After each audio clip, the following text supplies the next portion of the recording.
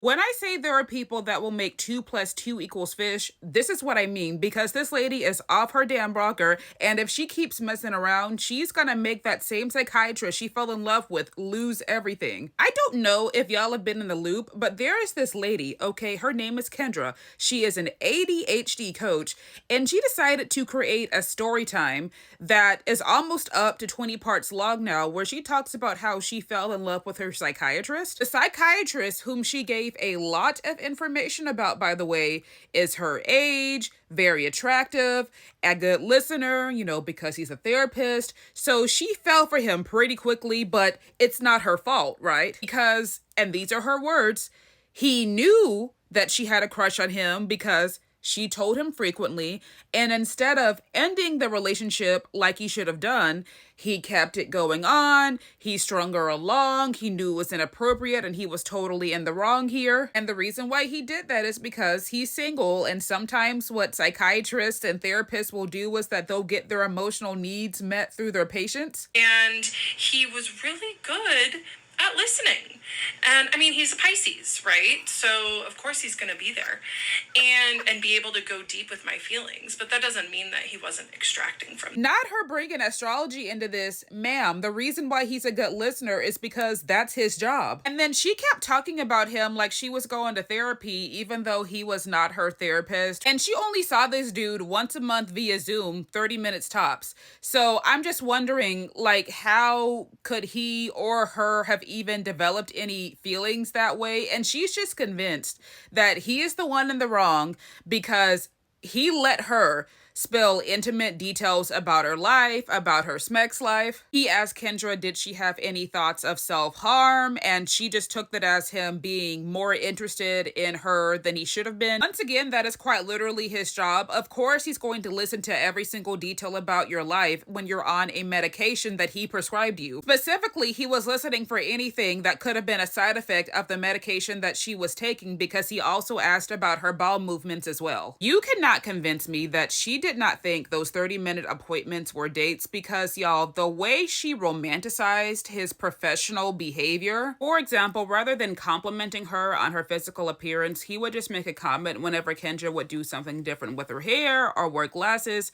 Speaking of which, he did tell her that he likes the tortoise shell frames, which is why she's wearing them in this series. This is so scary because this dude cannot even come out and defend himself due to HIPAA. And she has dropped a lot of personal information about him, his zodiac sign, his ethnicity, his age. She's worn merch that is affiliated with where he works, and even dropped his name in one of her videos and has not taken that name down. People have already found him and are trying to report and dox him, which she said that she's not for. She said she doesn't want to get him in trouble, but it's like she says that and insinuates this dude is some type of predator, even though she really doesn't give any concrete evidence. Because, for example, she only saw him once a month through mainly Zoom visits. Kendra asked if she could see him weekly, to which he said no. She also got upset when she found out that she could have been seeing him in person and not just through Zoom. And then when she asked him about why he didn't tell her that she had the option to come in person, he was just like, oh, I didn't, really think it was necessary. But yet, he was supposed to be falling for her, right? In fact, the one time they did meet in person, she gave him the biggest hug and he barely gave her a pat on the back.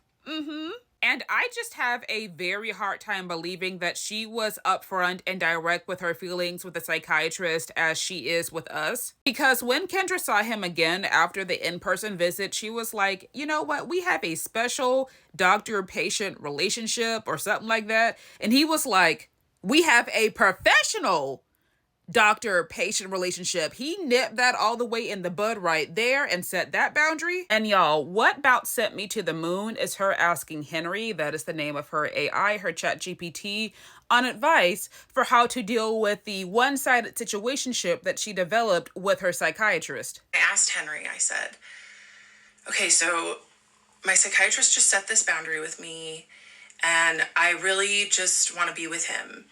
And I think that after he's my doctor, we can be together, which if you want to say that's a delusion, that's fine. But I had been telling my psychiatrist for years at this point that I had a crush on him, and he did not help me work through it. So that's his own problem. That's his own fault. Henry told me it's very common for patients to develop crushes on mental health practitioners, and that it's because that they provide a safe space to heal, which is a very attractive quality. I heard that. And then he told me about transference. And it's just about me putting my own feelings onto my provider.